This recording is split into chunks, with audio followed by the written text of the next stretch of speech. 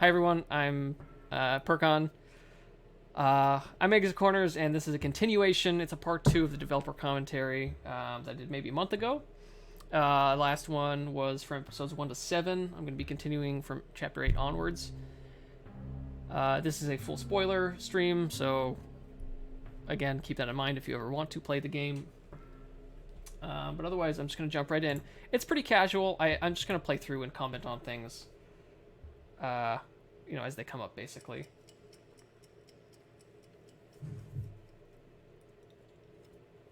So when Exit Corners was first released, I don't know if anyone in the community right now was playing in the first week.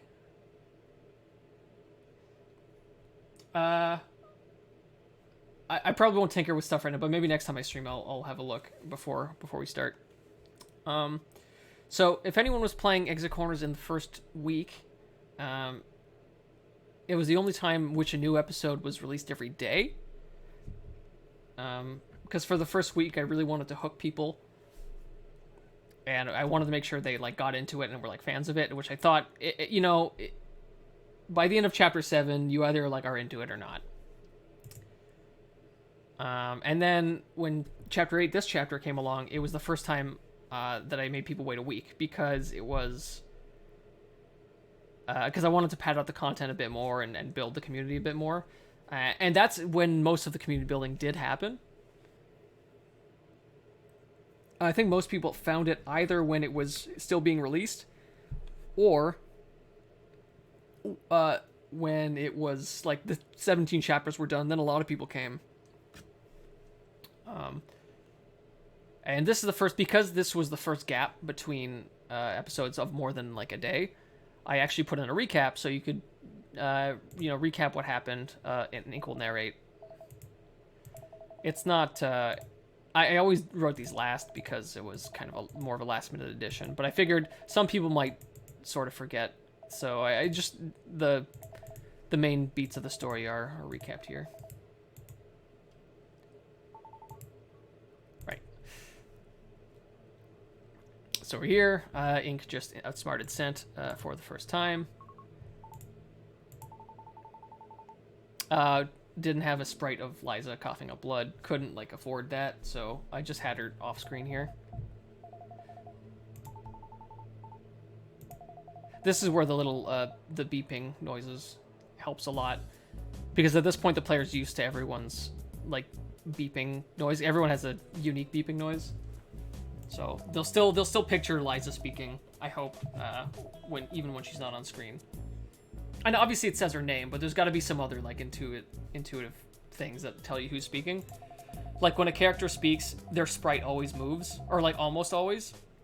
And if that's less true if it's a one-on-one, but if there's two people on the screen, I always try and make it so that the person who has the current dialogue changes their pose, because then it's just easy to tell who's speaking without it just, every little bit helps. And it gets you to look up here again, because in a visual novel, if you're only looking at this part of the screen, what's the point of up here? So you want some motion up on the top.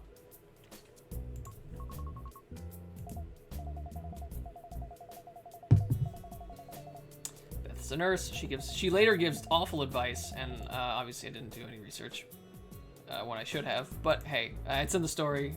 Gotta live with it.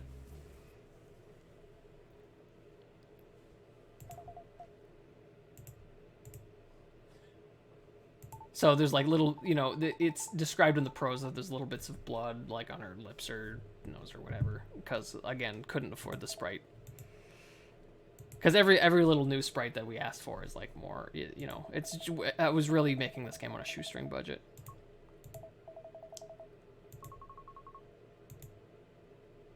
So Ink holds the idiot ball for a little bit here. This is a part of the plot. If I could have found another solution for it. Or I wish I'd found another solution for it. And it isn't even that necessary. The reason it's paced out the way it is because it just gives more cliffhangery bits, and just helps pace out what they're talking about when. Because if Ink in the second room started talking about the sickness he had, it would just it'd be front loading that just too much. It wasn't the right place in the story to talk about it. even if that's like what a normal person might do. So it's like sacrificing some real character realism for some pacing. Asbestos.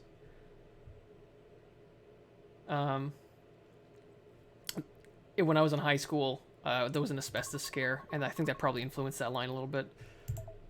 We got like a couple days off because they found asbestos somewhere.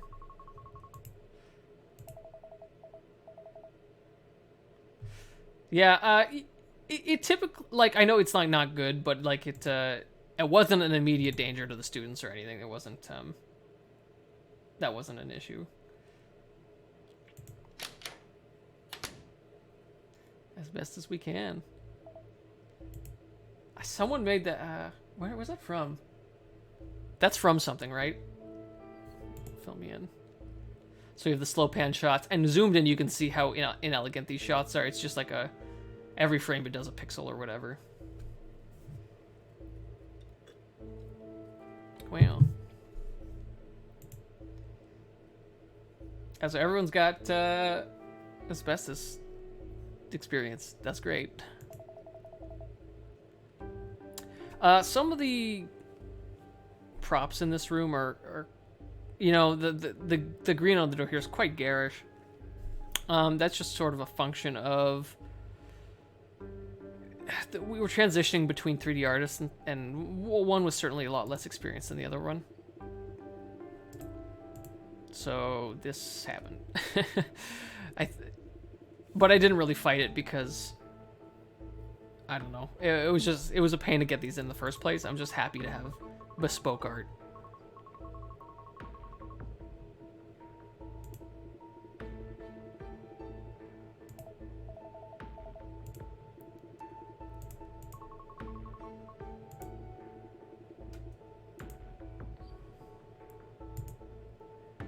Front shot. This again, some stuff's a little inelegantly presented here, but I kind of just went with the path of least resistance in terms of just getting these backgrounds in.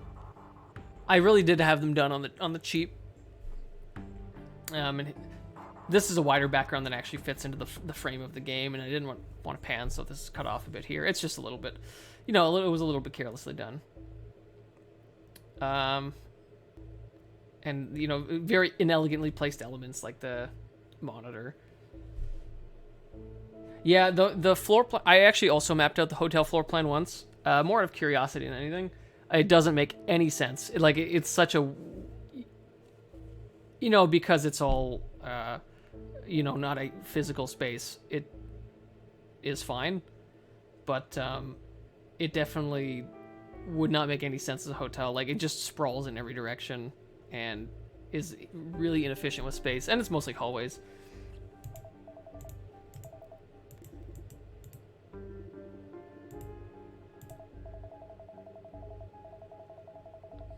Some of this dialogue was done before, but then obviously I added some stuff to like match the visuals later.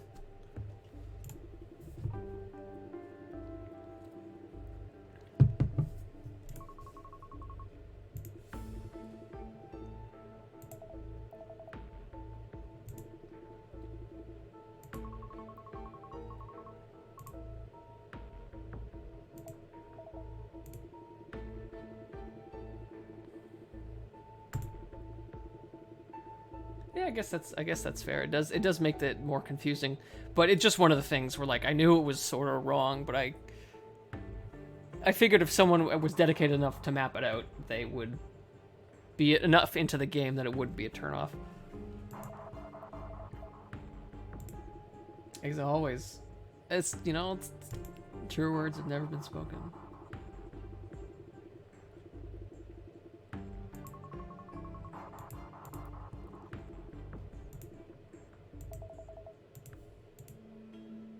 Puzzle. I actually really like this one. My one regret is that this doesn't look like a. This doesn't look like a totally perfect symbol at the start. Yes, there's the eye. This will turn one eye into infinite. But these things on the side, they look maybe like veins, but it was kind of a necessary evil of like what had to be here for the final shape to work. But I'm happy that eventually, you know, the shape works out just fine, and it looks nice. That's the important thing.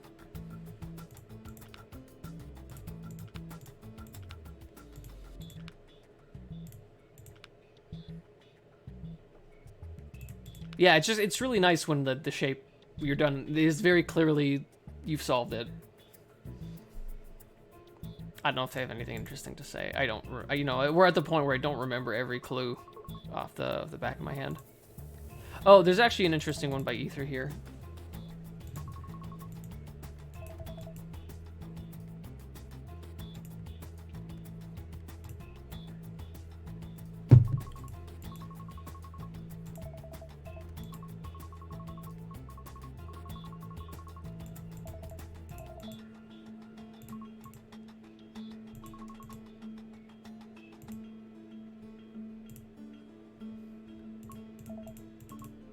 So she gives the senses the exit answer way in advance, which is this is a nice little ad for anyone who is following it weekly, because this is the kind of thing where if you see it the first time and then you look at the and you play the like the next episode or the next like I guess 2 episodes from now,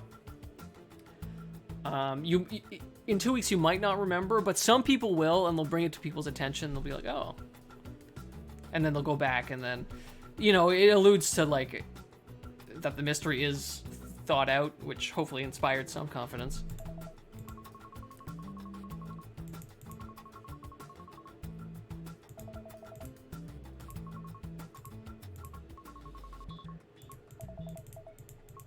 And in universe, this is basically her.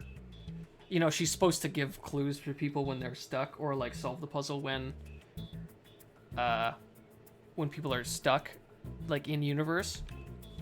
But this is like, you know, a bug or something where she's giving the answer to the wrong puzzle.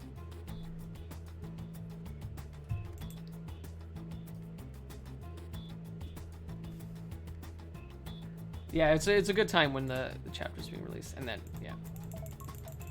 Okay, so we're out. Sorry, Ray, I'm not gonna do yours right now.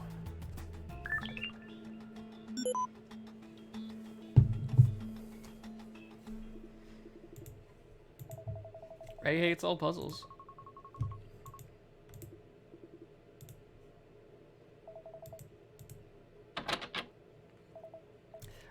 The door unlock. I think I might have mentioned this last time, but the door unlock sound effect is from freesound.org. It has either a Creative Commons or an attribution license, and I did attribute people on the website, but it's used everywhere, and you know, a lot of other games use it. A lot of other bits of media use it. If you've ever played the game Home, a horror game, it uses that sound, the exact same sound effect. When I played and I heard the sound effect, I'm like, hey, I know where you got that sound.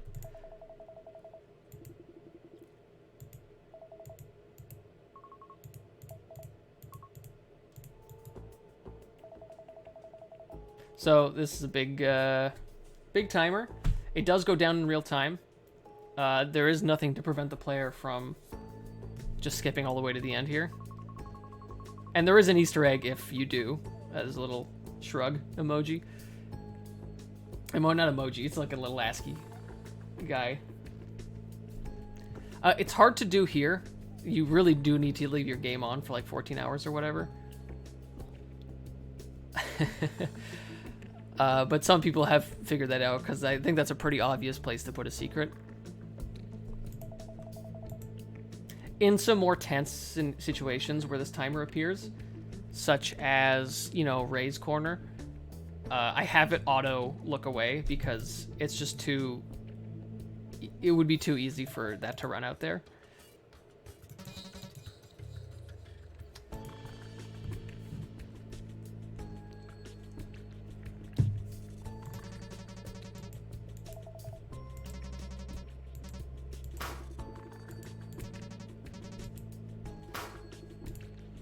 Arabia Med.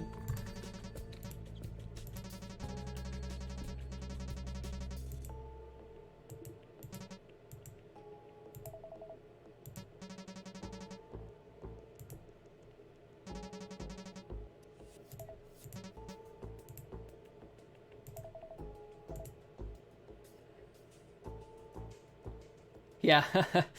I didn't know any other way to get... yeah, very much a send emoji in Twitch. I didn't really know any other way to elegantly solve that. When it's just him and when you know it's just recording, it's easy to just have people talk at him without appearing on the screen. But once the conversation turns into a dialogue and they're they have a back and forth with Sent, it is much easier to just draw them to the screen, and that just makes it easier to keep track of what's going on.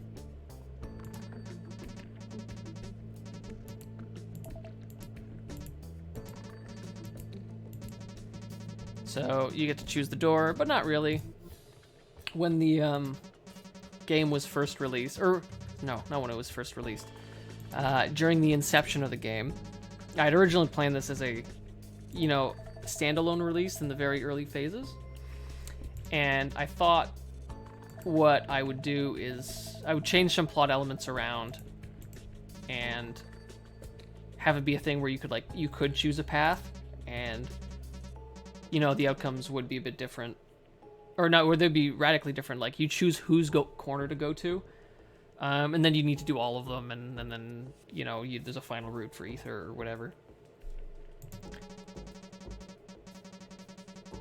And then they, this was back when it was like a larger scope thing, even more than it is right now. And like different people could die at different times, and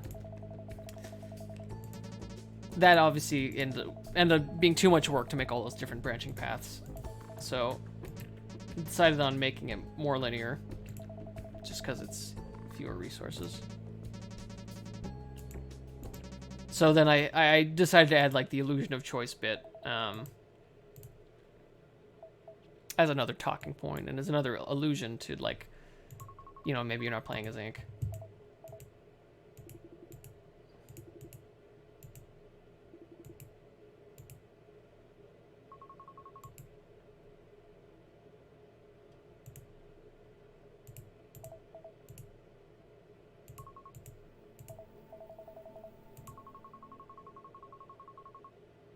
Yeah, that'd be cool if like, if you have more resources, it's a lot easier, but it was already expensive enough, and I don't think it was...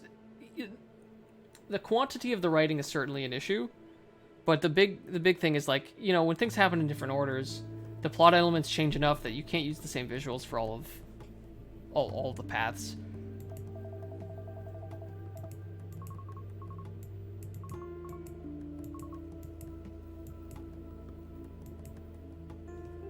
Actually, I like this conversation still, so I was kind of skipping by it. So she's talking about he only gets mad at people, and then there's this conversation of, he's an angry guy, and the kind of person you would expect to swear at his computer while he's coding. But really, he has a very different attitude about it.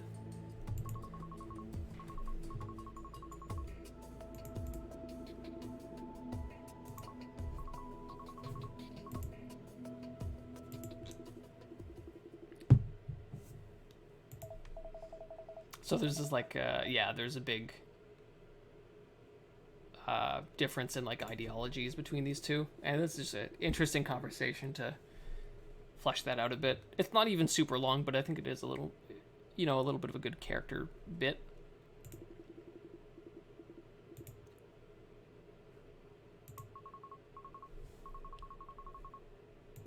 And these are very, two very extreme stances. I mean, more so Ray, but...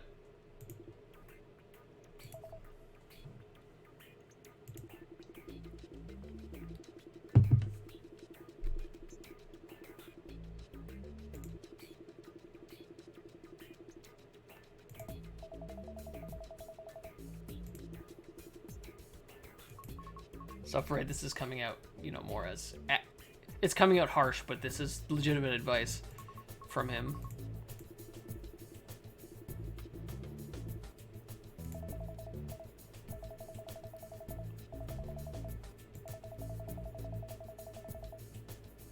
So that also not, this wasn't a super direct comparison, but like definitely like a skilled labor versus academia kind of argument.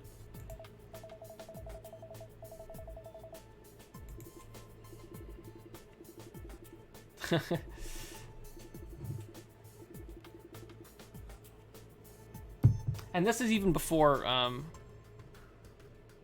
of my roommates is actually, she did her master's in psych or criminal psych or something, and it's tough out there in academia.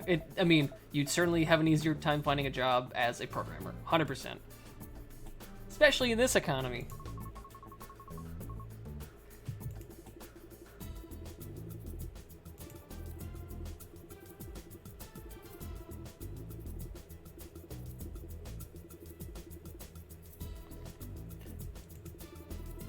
This is about the most poetic Ray gets all game.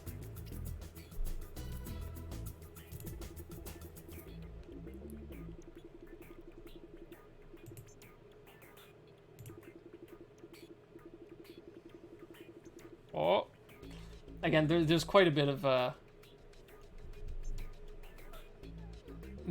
in addition to being a good conversation, there is a good amount of foreshadowing here. So like, Ray's an arsonist.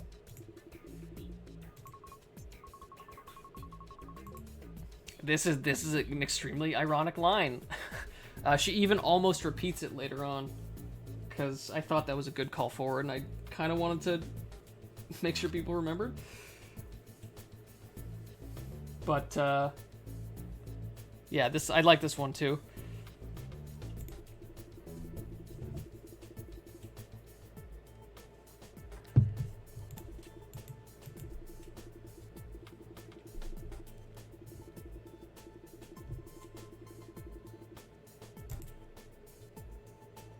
And this is also calling forward, you know, maybe he's had some, like, bad experiences with people.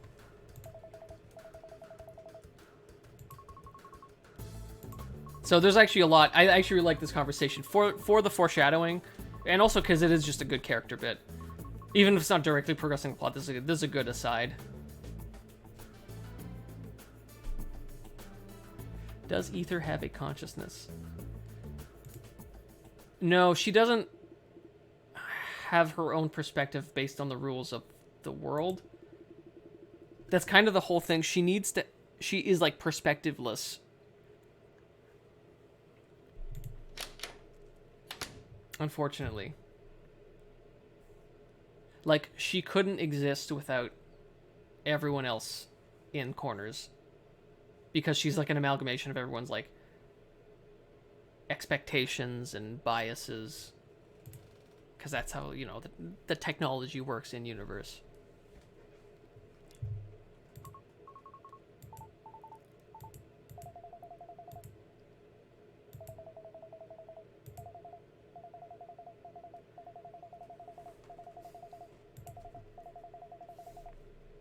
And it's a little weird, you know, in this death game. A lot of times in death games, people split up naturally. And that gives opportunities for the kind of conversation like, you know, Ray and Ether just had. But in this game, it's all the contestants are like going together almost all the way through. So it's harder to have those conversations come about organically. So I'll often have people go on ahead or lag behind for one reason or another, just so those conversations can take place. Because those can be some of the most entertaining ones, when people aren't all like talking over each other and super focused on the game. You get to do a bit more of a deeper dive into the characters.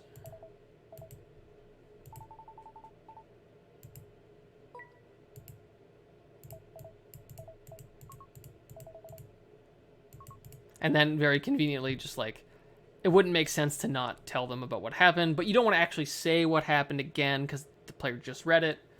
So I have Ether fill them in off screen while he's doing some Sean stuff. Incaroni. I don't know where that came from, but I do like that nickname. I would hate... I like the kind of nickname I can't see anyone enjoying. So definitely on Sean's part, just to annoy Ink. That's what he calls him.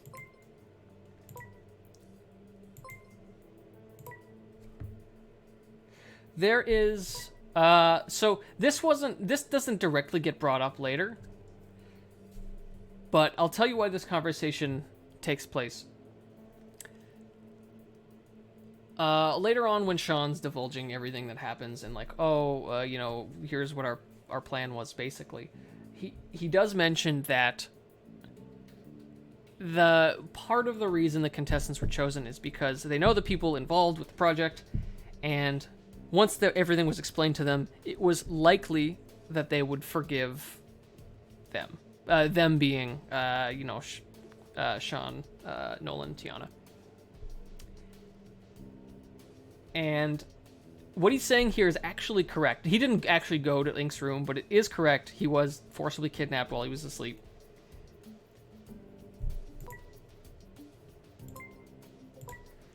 And this is part of... And this bit of honesty is sort of part of the eventual forgiveness process.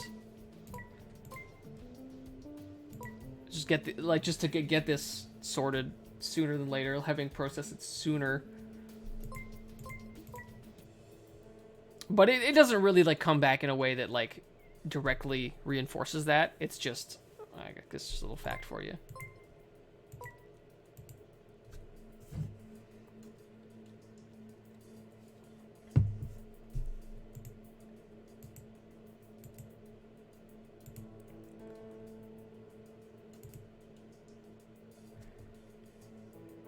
I mean, the characters are a little archetypal, but I did try and make their dialogue flow like a normal conversation would, where possible. And like I said, sometimes I had to have a character act a certain way that's a little bit unrealistic just for the sake of the plot, and it's usually not too bad. Sometimes it stands out more than other times, I guess. But for the most part, I really did give it my best effort to, like, try and keep them speaking like normal people do. So this is another bit of, not foreshadowing, but this is important later, where it's revealed that basically every time Ink and Sean talk, he does bring up Ether in some way.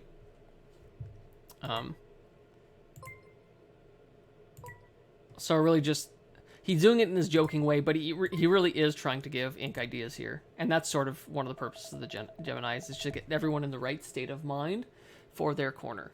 And Ink's corner, as it is Ether, Sean just wants to make her seem as desirable as possible.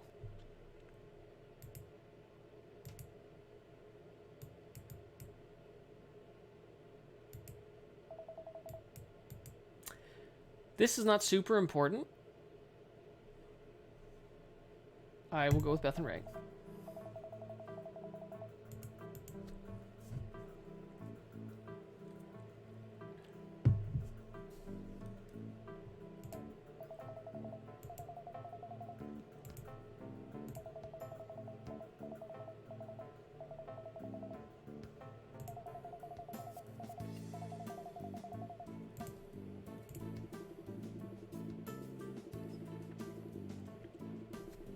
I have some more comments on Ink's Corner, probably as we get closer to the end of the game. Originally, I was going to do more implication of what that was like, but then I decided against it. So I'm explaining it poorly, but I'll go more into it when we get close to the end. Yeah, so Liza and Ether, there's a bit of mirror foreshadowing here.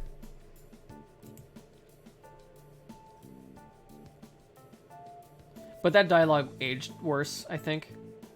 I wouldn't, if I had to rewrite, I wouldn't write that in the same way I did.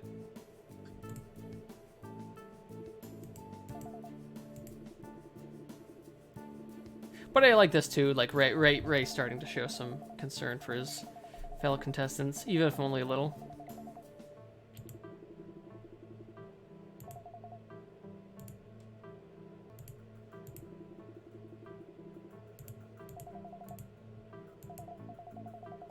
The water doesn't really have like a real plot relevance. It's just a small thing for them to comment on. And like later on, there's like, oh, like Ether mentions 4 pictures of water and stuff like that, but.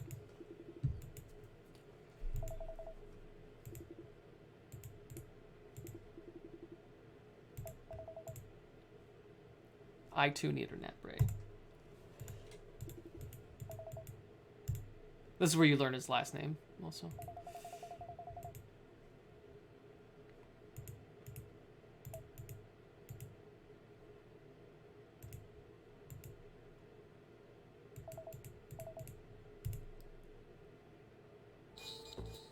Cheeky Nanda, that's very funny. I didn't, I don't know if you're from the UK, but I didn't know what that was. I mean, until I went to the UK, I guess. For my...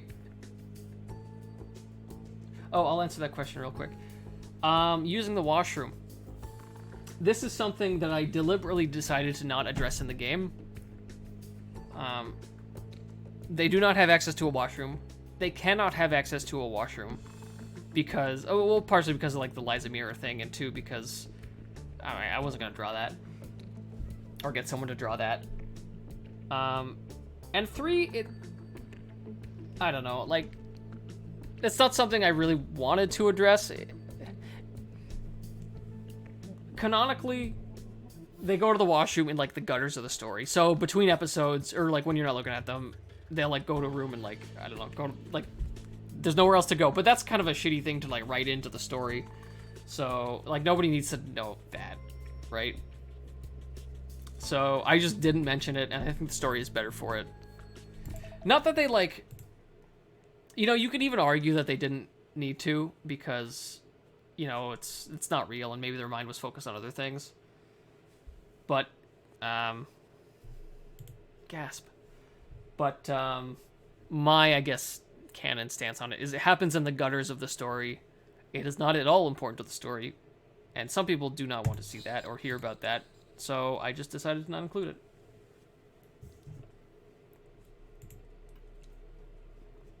Alright, we'll do a couple more.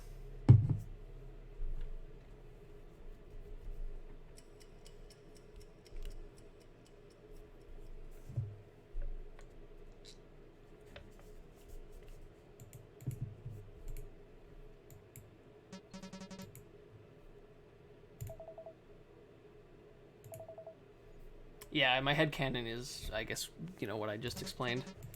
But, it's not... I definitely thought about it.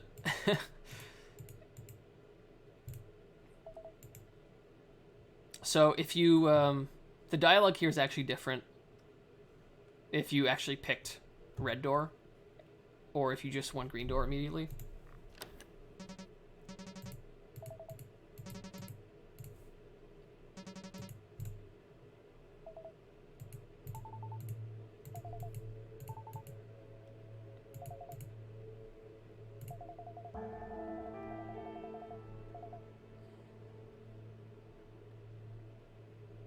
No, this is a totally spoiler. Like, I made a disclaimer at the start of the stream that this is a spoiler stream, full spoilers, and I assume no one's gonna be here who hasn't, like, played the whole game. It's fiction and does not need to be addressed. Totally.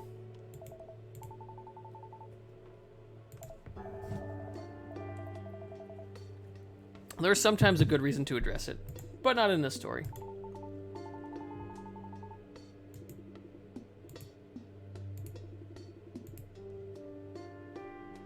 This is kind of an, like, Ray's being more unreasonable than usual here, but it's mostly to, like, say the crowd for your mommy bit, and then we bring in that her mother's dead.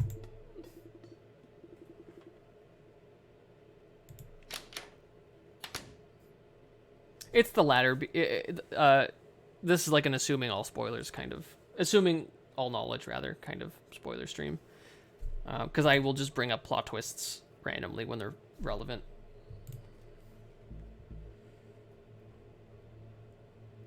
For the golden ending, there is like a quote-unquote golden ending, right, where you have Beth's letter and Ray and Liza both live with you.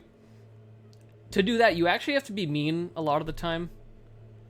Maybe not in this case, but in a lot of the like character decisions where you're like siding with someone over another, you do have to be mean quite a lot.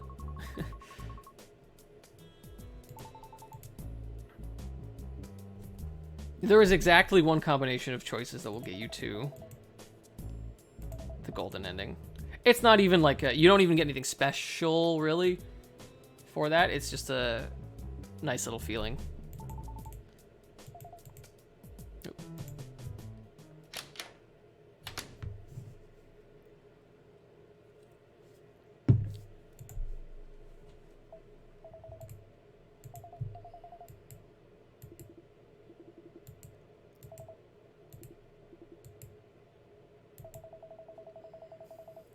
Gosh, the codes are so poorly done. I'm so sorry, everyone.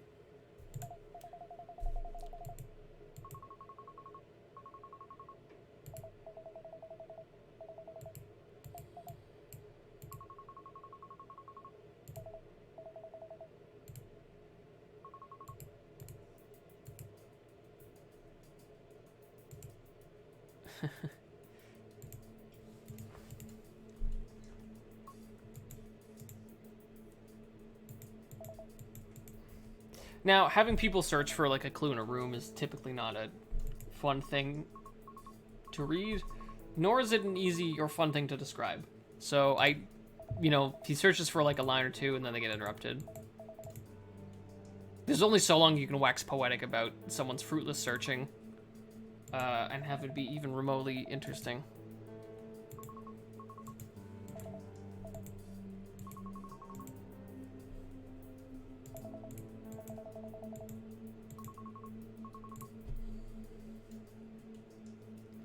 Yeah, you unfortunately just can't. And when I was developing it, you could, because you can copy and paste directly from the Unity editor, like the password. But yeah, when it's actually in a web page, you can't do that, and I did not think to test that because it's like it would be a security risk or something. Someone did correctly guess that Ray was the person who burned it down, even before Arc 2 was out, and I applaud them. I forget who it was.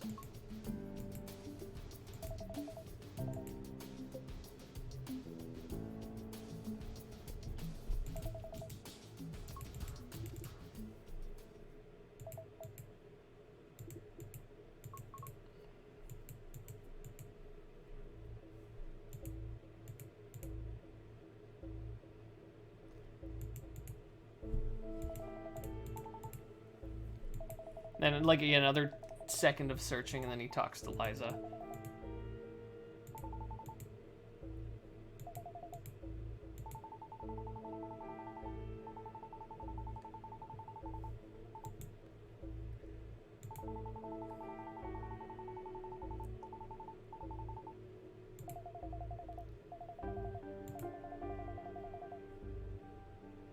This is actually like a reasonable take from Liza. And then another good suggestion from Beth, just about filling her bag with stuff. Even that's kind of like, it seems like a weird comment, but it does make sense, and it does come up later. Like they use the paper for the ciphers, and then for the little gambit at the end. So I definitely did intend for all those things to get used later. Bad joke.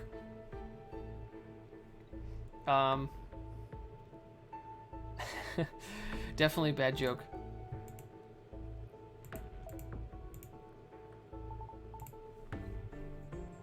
Thinkeroni.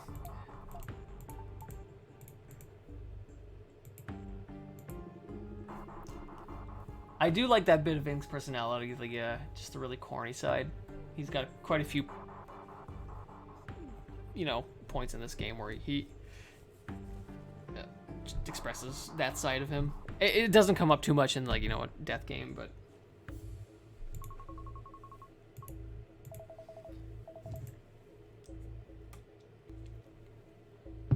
And I get sometimes people have asked me if, like, Ink was, like, I don't know, based on me or something. I don't know. He is not. But that is something that we do have in common. Every character in this game has, like, a bit of me in them, I suppose.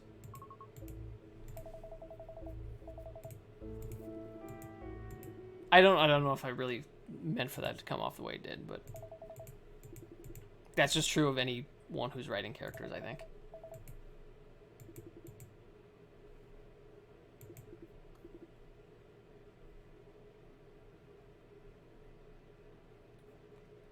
I noticed something that I assume was intentional. Somewhere, I can't remember where, Sent talks about worse ways to die and mentions drowning, burning, and being crushed. Yes. Actually, that is a foreshadowing bit. That's exactly right. It's not actually the sand trap. It's it alludes to the elevator, the boiler room, and there's like a crusher trap at some point where, like, the wall closes in. Those are all, specifically referencing those.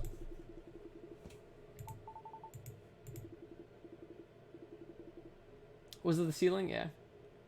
Yeah, the ceiling. Not wall.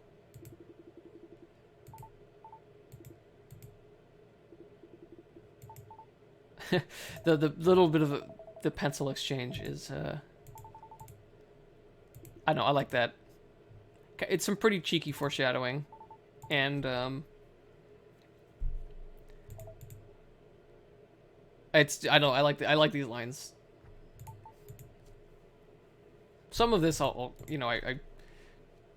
look at and I think is okay, even after all this time, which is, I don't know. I don't feel that way about too many things I make, but some of these exchanges are still okay.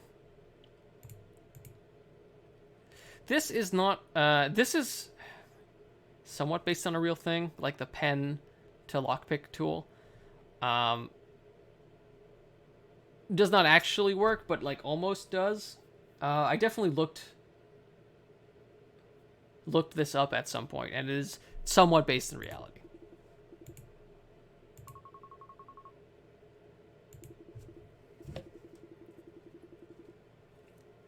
Well, like, a lot of different pens can look like ballpoint pens. The only way you can tell if it's a ballpoint pen is, like, either opening it or, like, looking at just the very tip. Because I know. So you get to learn now.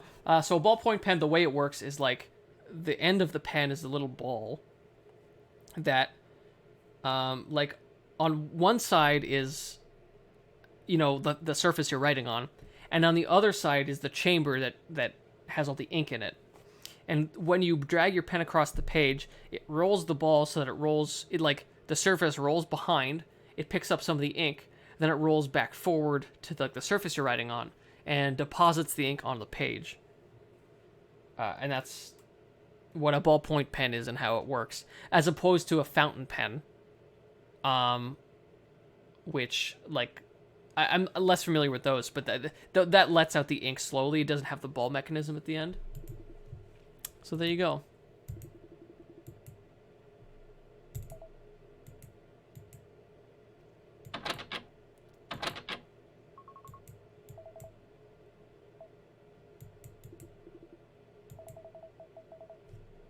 Another ink being corny section.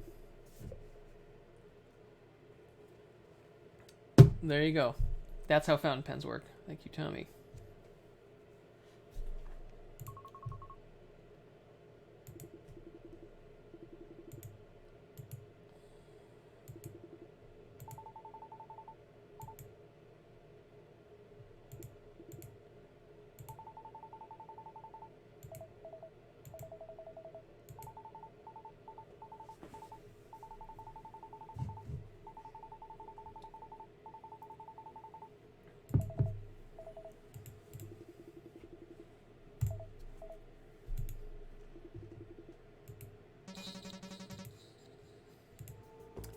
So a bit about cheating, which comes into play again at the very, very end of the game.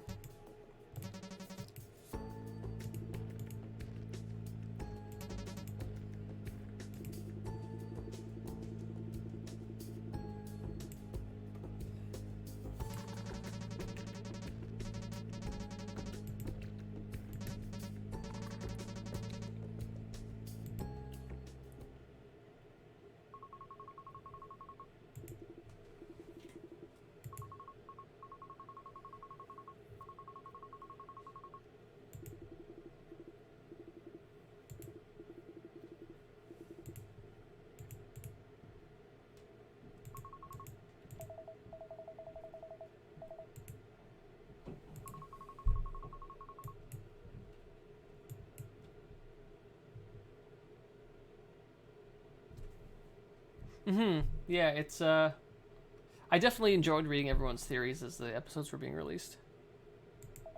Another small character bit that doesn't matter too much. It affects, like, you know, trust in a minute way.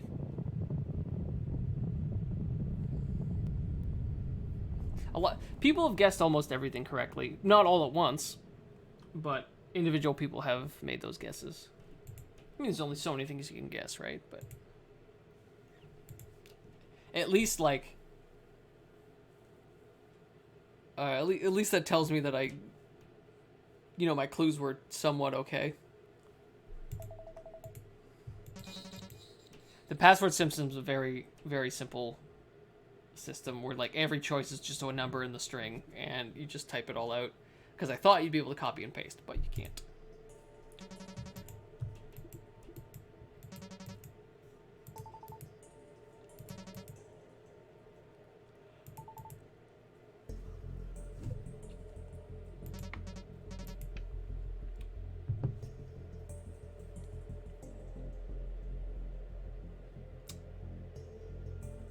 Well, the orchestrators have detonated all 4 things. Send is in charge of that, and as this does not exist in a physical space, there technically are no explosives. When the quote-unquote explosion happens, it's just the space being rocked, because there is no foundation to this building. It is just like rooms in a void, basically.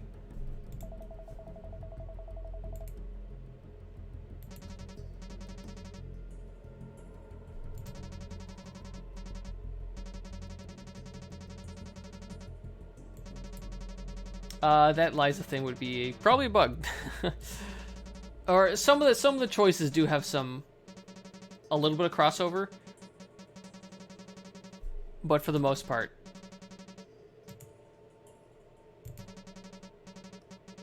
it's a 1-to-1.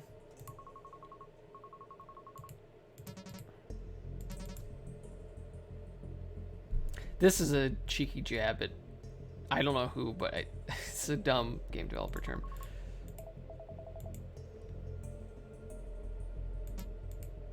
Also, a bit of foreshadowing here. Right, might as well just ask us to commit suicide.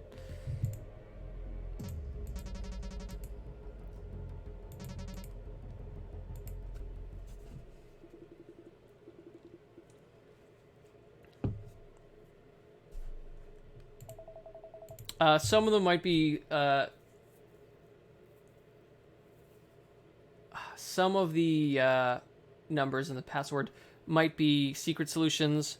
Some of them might even be asking people for certain hints, which that does affect things somewhat. Only early on, and then I stopped doing it because I didn't think that was great. But at that point, it was already implemented. So sometimes you can ask someone for a hint, and they will think more or less of you. But I don't think that should affect the final outcome too significantly. Like, you don't need to interact with that to get the golden ending.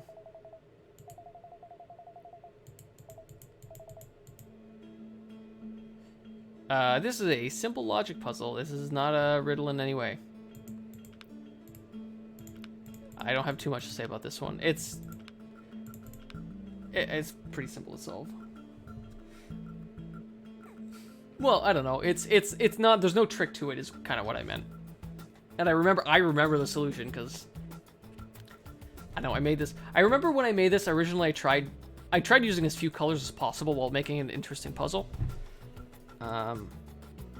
And we started with 2, and that's just mathematically that sucks. And then 3, I almost had something interesting. And then what I ended up doing was 5 because I thought it'd be nice to match up with. Is this symbolism? No, this isn't. I mean, okay, there's technically a tiny bit of symbolism here, but it's really not anything super major.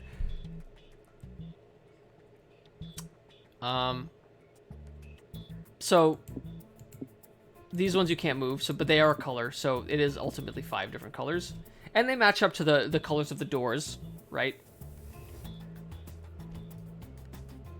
Even though technically actually white should be the 4 and then blue should be the 3, because the way it is that this matches the intended order of the doors they were supposed to go through. If the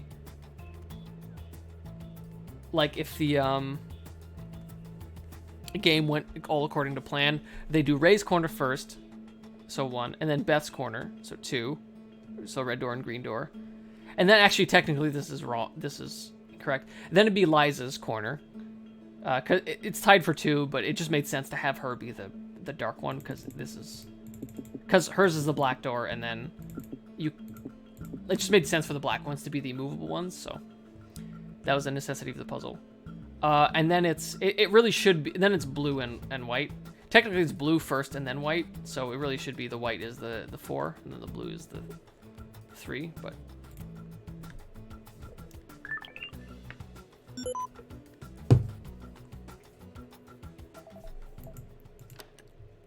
so there's a very, very small amount of significance there, but it is nothing major.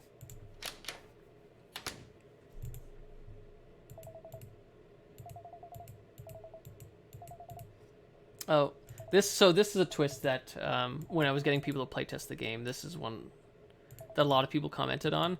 I think it just comes at the right time. Basically. Let me get the sad music coming in.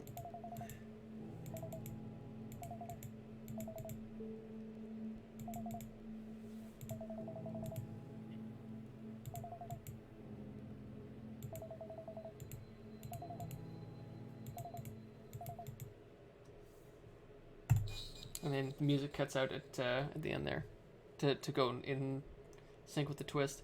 It is honestly, it is. I think that one hits a lot of people hard because it just comes at the right time.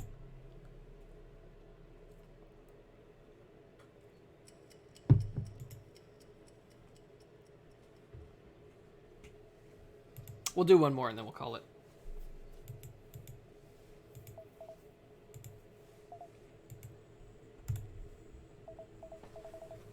We'll call it because I actually just got a new music track in for Seance, and I want to put that in the game.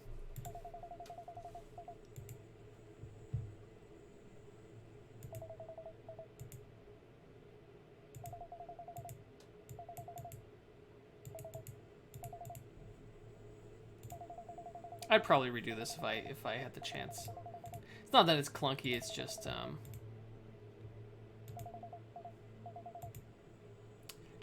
not this whole conversation, just at least keep the garden alive. Probably could have found something a little bit better to add to have as his parting words there.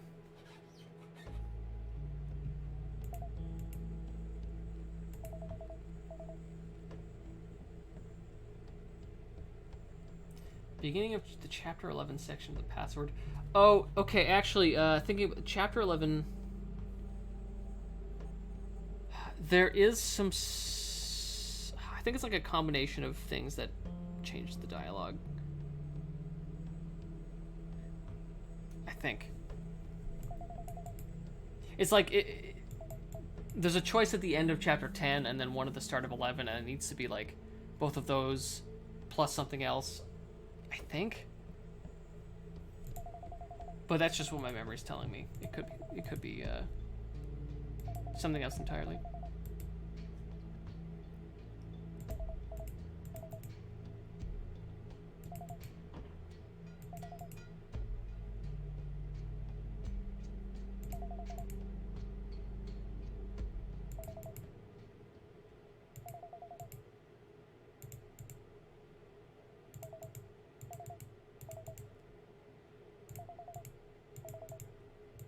choice coming up here.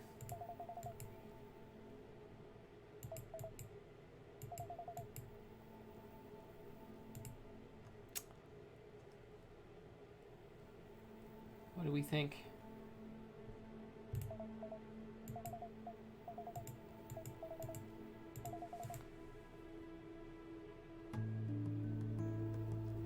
Everyone in their family has...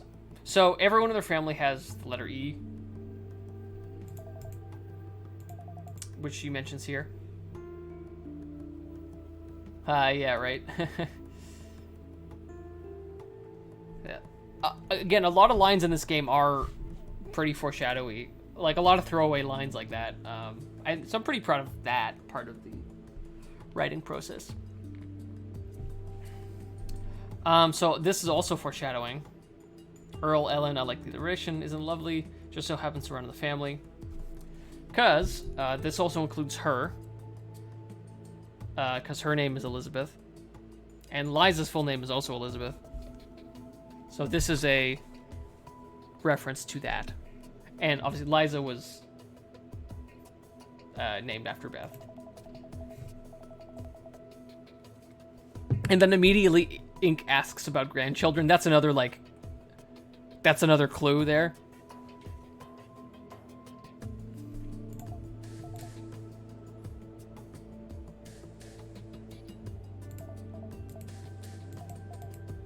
And the twins thing is a total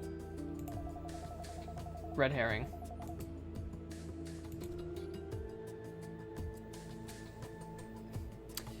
Oh, actually, you know, so funny thing about the Elizabeth, Liza Beth thing. When I was first outlining the characters for the story, I gave them all kind of placeholder names, most of which stuck. And, I mean, the placeholder name I gave for Beth was Beth, and the placeholder name I gave for Liza was Liza. Because they had the right kind of intonation to them. Like, Liza with the Z, you know, sounds a little, not standoffish, but like, maybe a little standoffish. It just seems like a newer name, and Beth seems like a bit of an older name. And I had, for them to be like the youngest and oldest of the group, it hit the vibes I was going for. But then when I realized that, you know, Liza and Beth had the same root, I'm like, well, that's it. She's like, Beth is definitely Liza's grandmother, 100%. And that's, I decided it right then and there, and I was like blown away at that. I'm like, that, even though it didn't make sense in the context of the story yet, I'm like, that's totally what it has to be. So that's how that twist happened. And the paranoia stat at the end of the game, it actually does affect something. If you have max paranoia, or close to max paranoia, which you can tell in the main menu because the little orb things go fast and they have a different color when you're at whatever threshold it is. There'll be an additional like couple lines of dialogue at the end of the final chapter.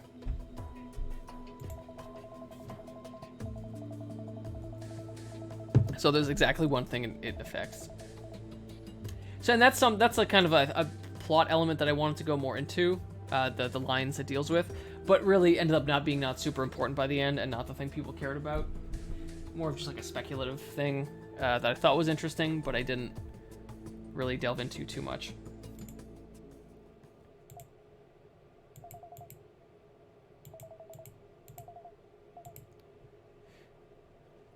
You remind me of a young Earl, just kind of like, just highlighting the similarities between Earl and Ink, or Nolan and Ink.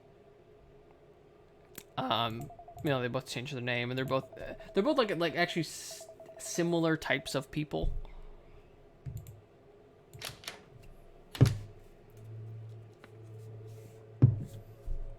Now this is where I started taking the existing art and just photoshopping some shit into the frames.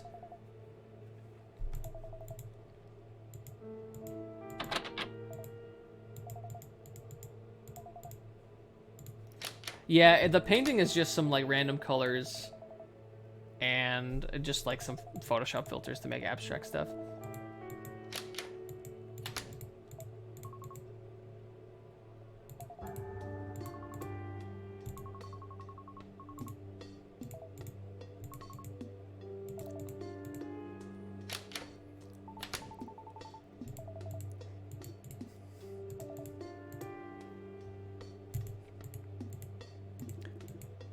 So now we get the little primer on ciphers, which I guess when I was making this game, I was really into. So I wanted to use them for like a puzzle. I think they're interesting, and they give a spiel here.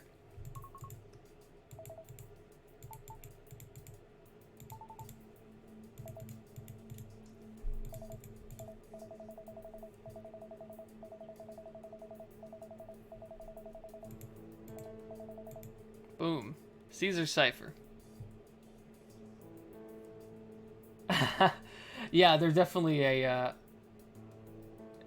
I had to add some lines to make sure that to make sure sections got properly skipped over.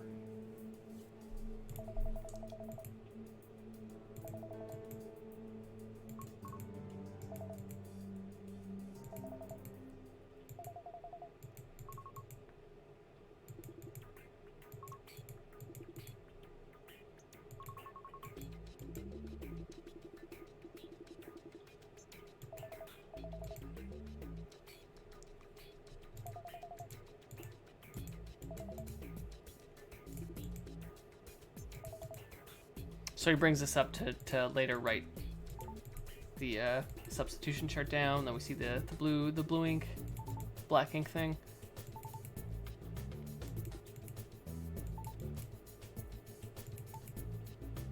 This dialogue actually does change a bit, depending on if you solve a lot of the puzzles yourself or if you actually ask for hints a lot. This is one of the things it tries to remember and then we'll comment about, but it's not like it doesn't really affect the story too meaningfully.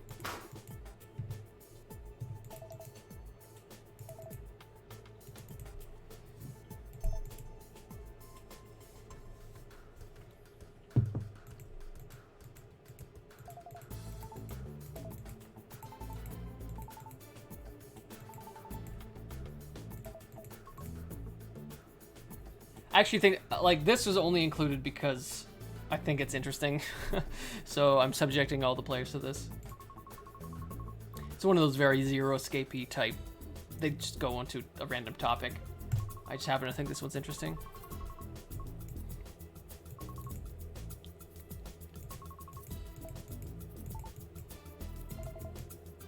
And then a bit of the clairvoyance thing, but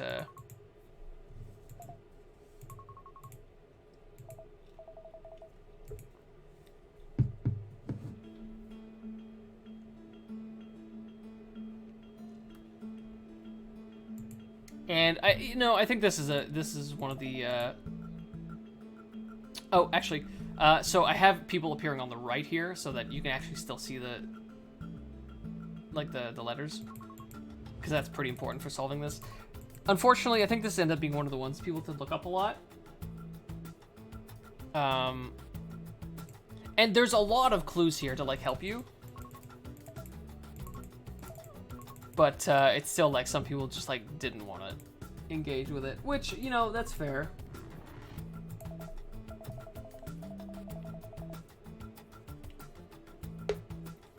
I've never heard of that cipher. Although, funnily enough, they actually just like a couple weeks, maybe months ago, they deciphered some more like Zodiac Killer stuff that had gone undeciphered up until now. Alright, if you're into that. And then they talk about poop and toot and boob.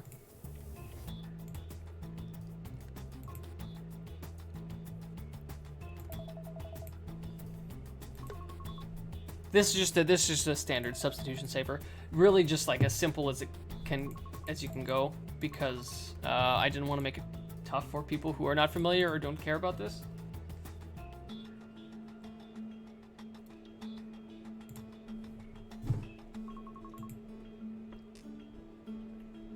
So we get like I even go to the point where like it's, you know, we get to here where it's like a lot of letters are given to you.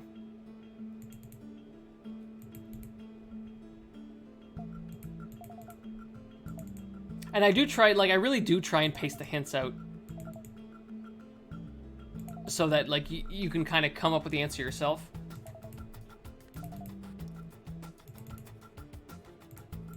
I really did try. I did try and put a lot of thought into this. This one is like letter frequency. Of course, it's relevant to code breaking.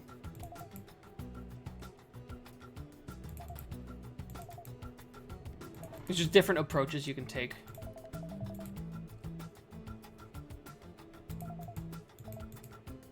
So P is most certainly E.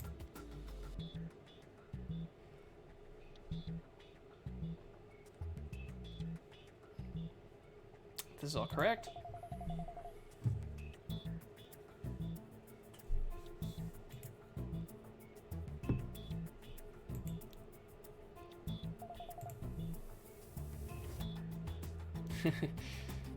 TANS.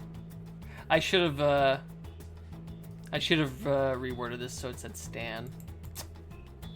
Well, when the remaster comes out. Veneer Cipher. Just because I mentioned this by name. Because one, I think they're interesting, and two, because I did want to hide a secret later in the game with Veneer Cipher. Or it's Visionaire. I don't know. I think it's Visionaire, but I am pronouncing it wrong on purpose, I guess. Like there's like a clue at the very end of the secret ending that has a Visionaire cipher in it.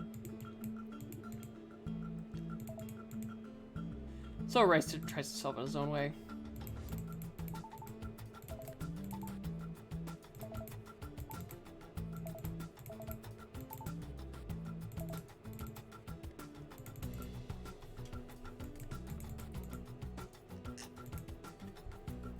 I did want to reread all these hints because I was curious about how I did this. Also, I do like that I hid these little nuggets of character bits in the clues. Also, he mentions having a lucky lighter, which, again, just kind of leaning into the arsonist thing.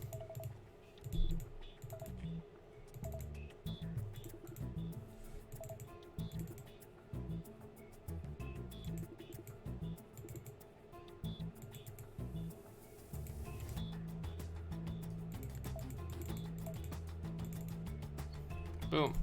Anyway. Oh, whoops.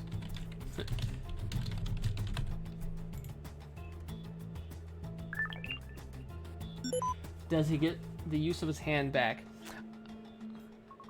I do leave that deliberately vague, but in my mind, eventually, yes, with enough Vizio, he can use his hand again.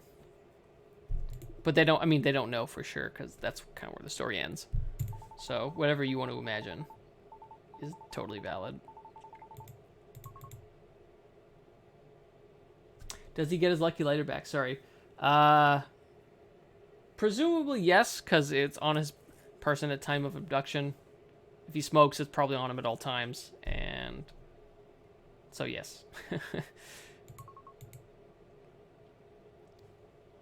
I have the scent being an acronym thing. Because I mean, obviously I was aware of the Sean Earl Nolan Tiana thing. Quick illusion.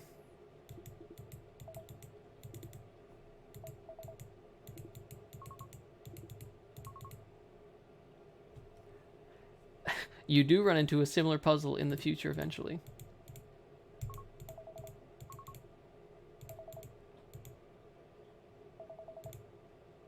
Also, this twist is like, you don't realize, like, because it's broken up by the puzzle in the middle, you might have forgotten what the other one looked like. So, but then when they're put next to each other, it's like, whoa. So I do like that element.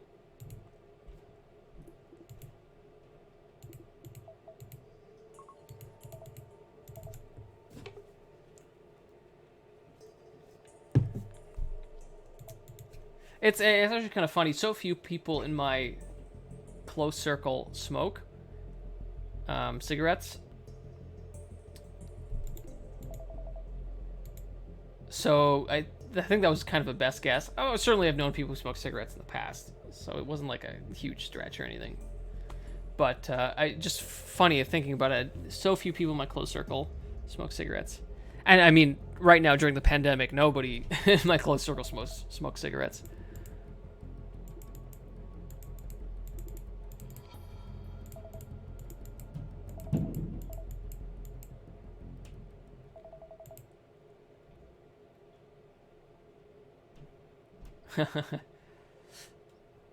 Yeah. I wanted to keep the tones. I gave in some instructions to Simon. I think Simon helped with this. I did want to keep the tones like a pretty close so that it was a slight difference, but I certainly wanted to make sure it was something you could tell when they're put next to each other. Certainly, if your brightness is down, it will not do you any favors, but...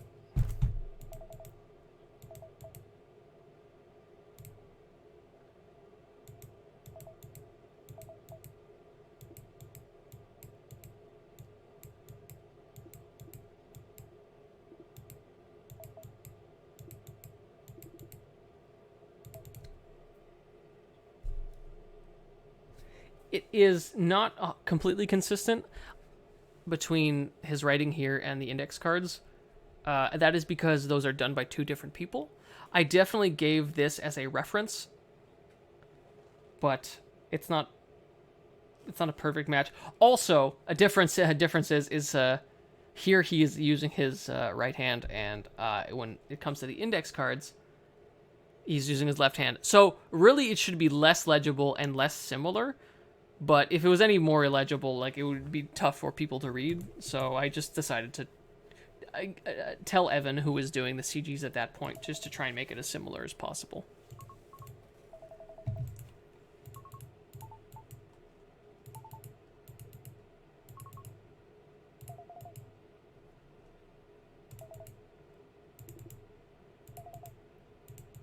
I'll play one more chapter after this. One more.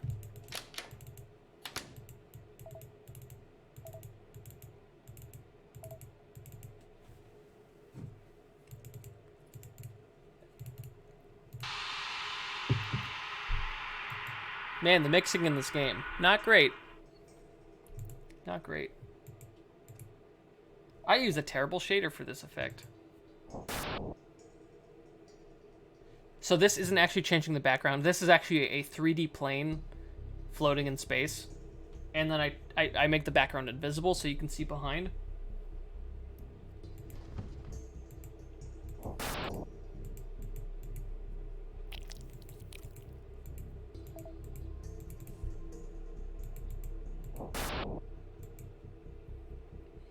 This line uses the same shader. This is just like a tube that starts out very narrow, and then I make wider gradually.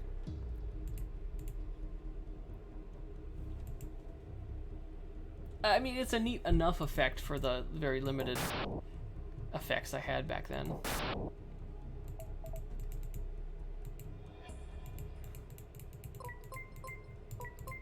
So this part of Ink's characterization,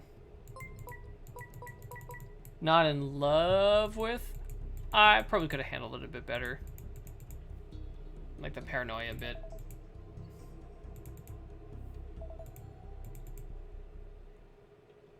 In earlier drafts of the story, the sort of paranoia, hallucination bit, and like fear of mental illness was like a bigger part of the game, but I definitely ratcheted that down a lot.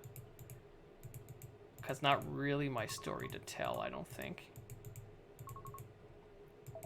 It does well to add to the tension a little bit, but I don't think it's critical to the plot. It's one of the reasons I ratcheted it down.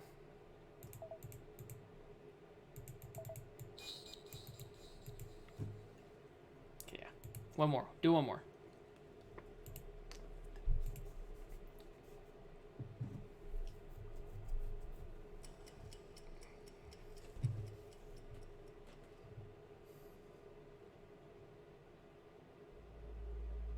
Yeah, no, for sure. It's something that I think people should be more aware of and relate to, but not something I am personally super experienced with. So I figured, yeah, not my story to tell, really. So that was definitely dialed back a lot.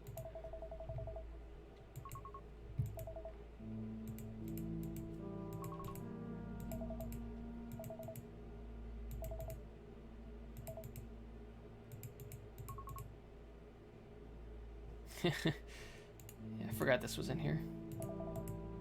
There's another very Zero Escapey. They talk about something I thought was interesting at the time.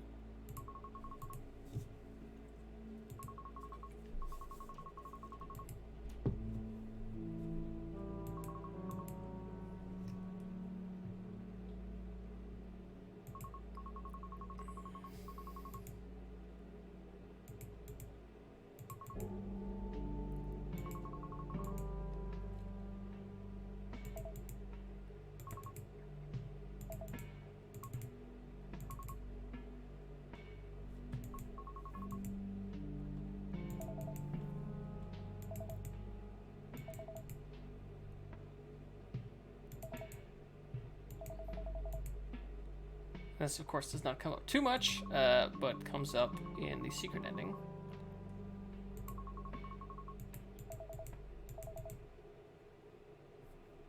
Some of the dialogue here changes based on your paranoia. So yeah, the paranoia will change dialogue throughout the story a little bit. And then there's a big secret at the end if you hit the maximum threshold.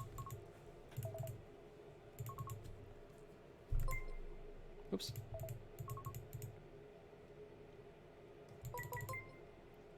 This happens sometimes if you skip through. It's a bug. I was never really able to fully fix it. Oops.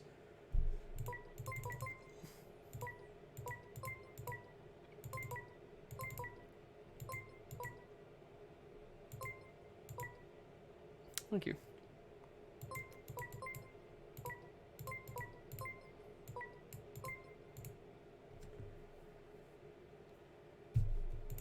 Yeah. Ink being trans is something that, like,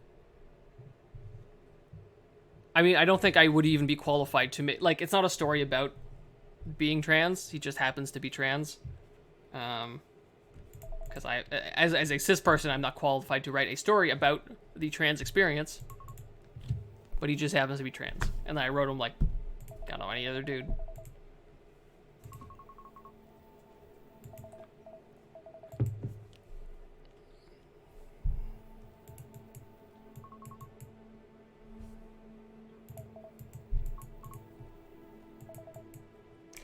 The biggest strategy, I think, for characterization is Ether. I think I failed on some level for Ether's characterization. Her dorkiness, reading the dialogue now, some of it comes off as stilted.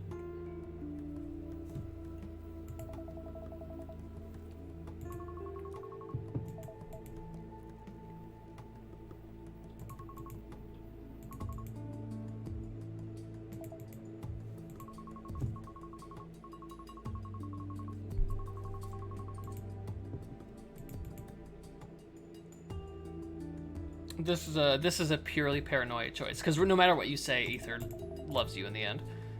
Like, her affection near the end chapters just go up, just goes up and up and up.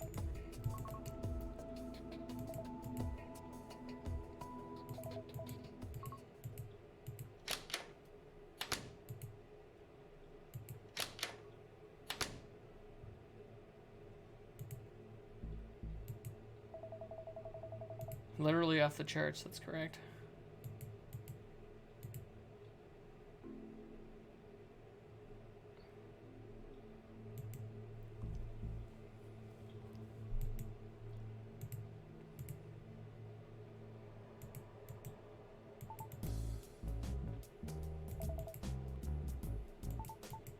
Again, I do like this track quite a bit. This track plays a lot when Liza's on screen, because it has that, you know, that attitude.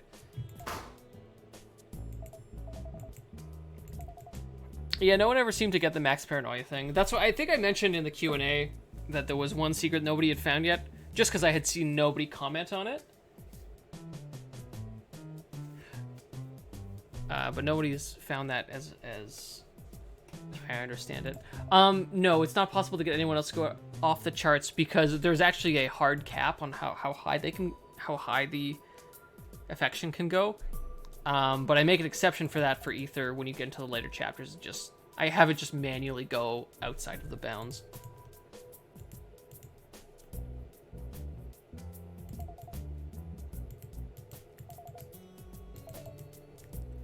So then they start talking about this illness, the exit corners bug.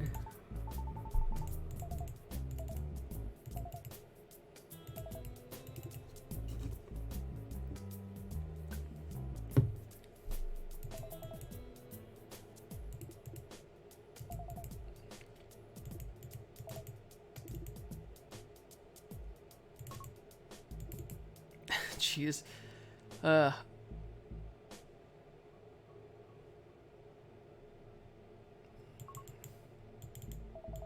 The Age of Corona, this dialogue does hit a little bit different. Because I'm just like, I am personally like mega paranoid about Corona or whatever. Like, statistically, I'll be okay if I get it, but do not want to infect the people I am close with. So.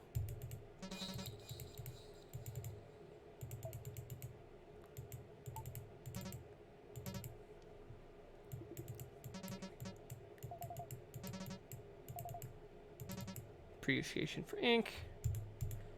Given what's coming a little bit later. A little bit of an early bird clue as to what's going on.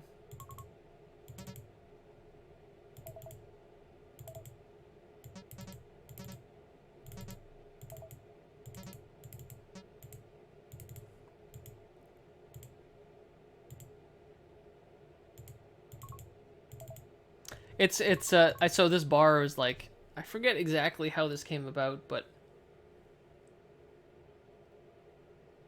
yeah, a bar was eventually made, and then all of these rooms are just recycled for all the corners because I just wanted to keep things cheap. But there's like 4 bars that they go through in this hotel, which does not make any sense. Yeah, I think that's at the start of the next chapter, Afternoon.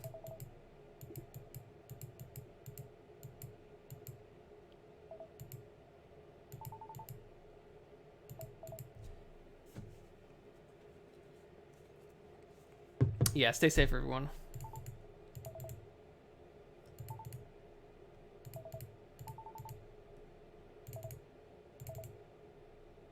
This dialogue also changes based on paranoia, I think. It does affect like small little bits of dialogue here and there. Ah, yes. So this is all basically just one huge foreshadowing.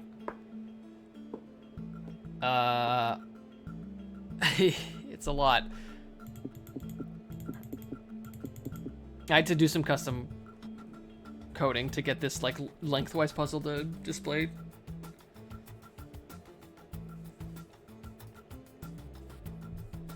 In my headcanon, which I guess, I mean, for me is, it's probably just canon. No, it's everything. Every trap is either discussed or happens or is mentioned. Because especially, they're mostly there early on just to spur people forward. And once they get it, once the contestants get it, it doesn't make too much sense to like keep that up. And I'm sure the game would be more interesting or more tense if they were more frequent, but that's another function of just the conservation of resources while this game was being developed. So Liza's got some dialogue here, where she solves this. I'm just gonna skip ahead because I know it's not the first one. Where she comes up with the right numbers. 0, 1, 4, 5. And of course, someone did deduce this being Braille. And of course, you're not actually making the Braille symbols, because you can't. But that's what she says with not enough pips, because Braille takes a lot of pips to actually write everything out.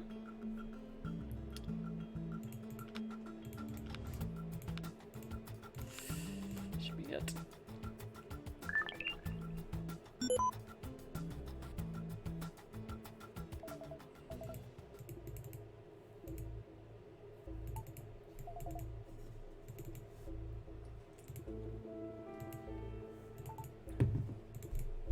I was pretty happy with how this bit of foreshadowing came about.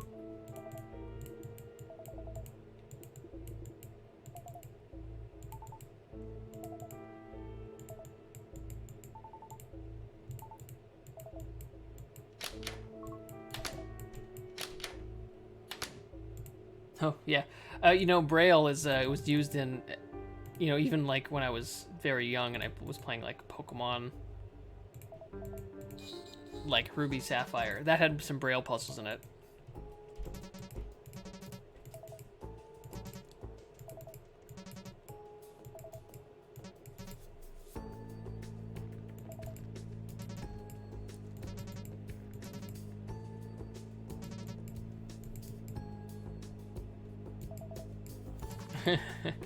Yeah, I was fascinated with that when I was a kid. And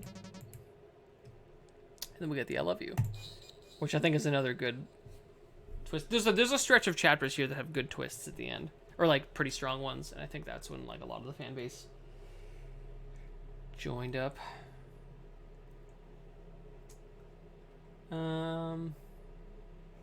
Yeah, this one definitely is. It is pretty like out of left field, but that's actually one of the reasons I like it a lot. Because he does build up to it a little bit, but not a ton.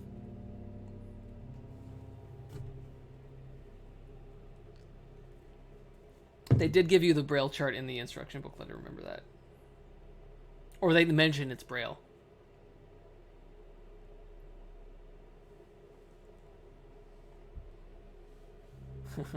Well, I'm glad you enjoyed the twist.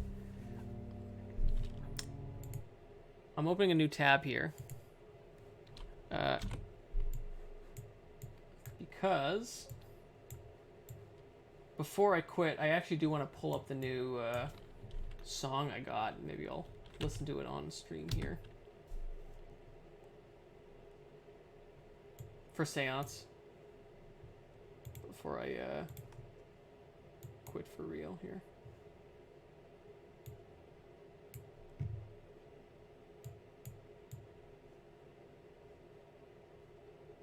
I've already heard like I mean, I've heard the song from the rough MIDI arrangement to yeah, to like what it is now. And I think the last version I heard was pretty close to what it is here. It's just taking a while to load. What's going on? Gmail's taking a while. Hold up.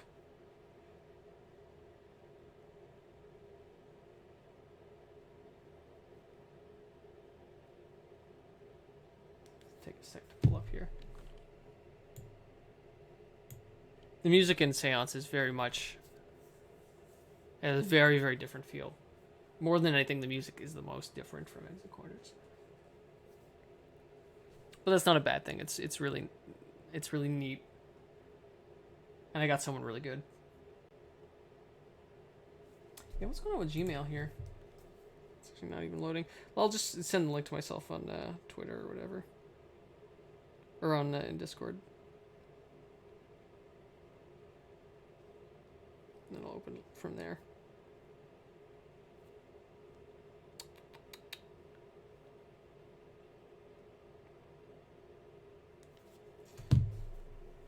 Oh, now I got it. Oh, whatever.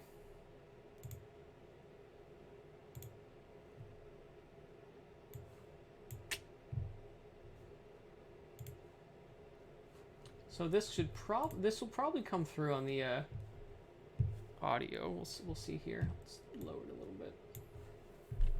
Oh my gosh, 6 minutes. The whole thing ended up being 6 minutes. I guess with the looping. I guess the looping it could be 6 minutes. Well, we'll see. Well, let's give it a listen. I haven't heard this version of this song before, so turn it up a bit.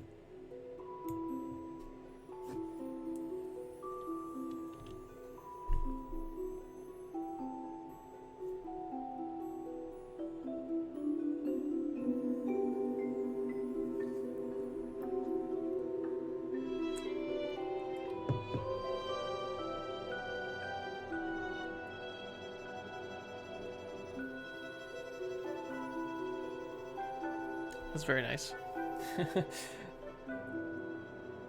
And I have heard this before, but I really do like this song.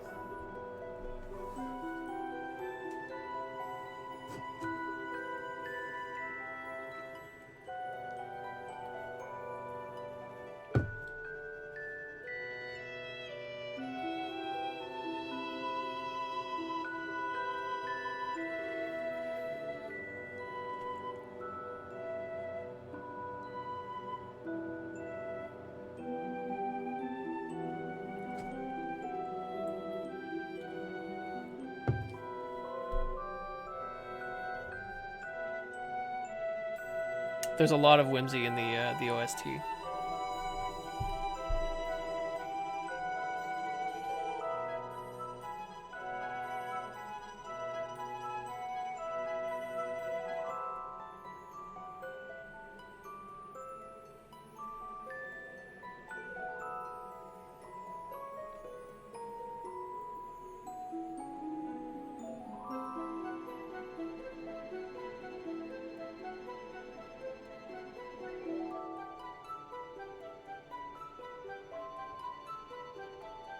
Cool.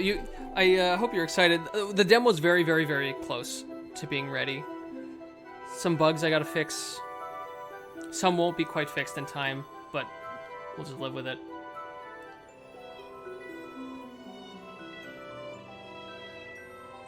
I gave the mods a early copy to play to help me find some issues.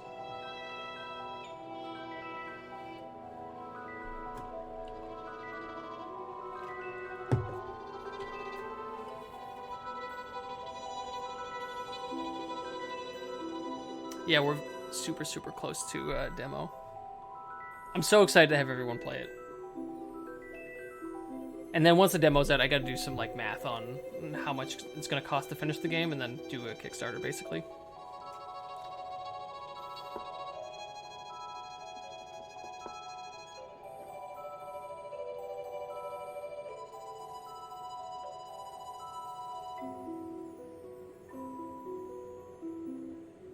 And then that's the loop point.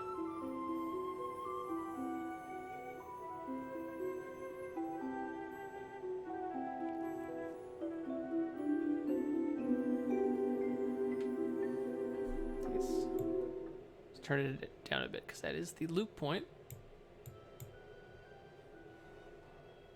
All right, thanks for joining me, everyone. I'm gonna call it there. It's not gonna be as long. I mean, this obviously wasn't as long as my first stream. But I'll probably try and do these semi-regularly. And we'll get through the game. And I don't know if Sans will be out by the time we're done. Or what, or not out. The demo. I wonder if the demo will be out or not. We will see. I wish I could fade out as I close the stream. But I don't think I can really do that. So lower it a bit more. And again, thanks for joining me.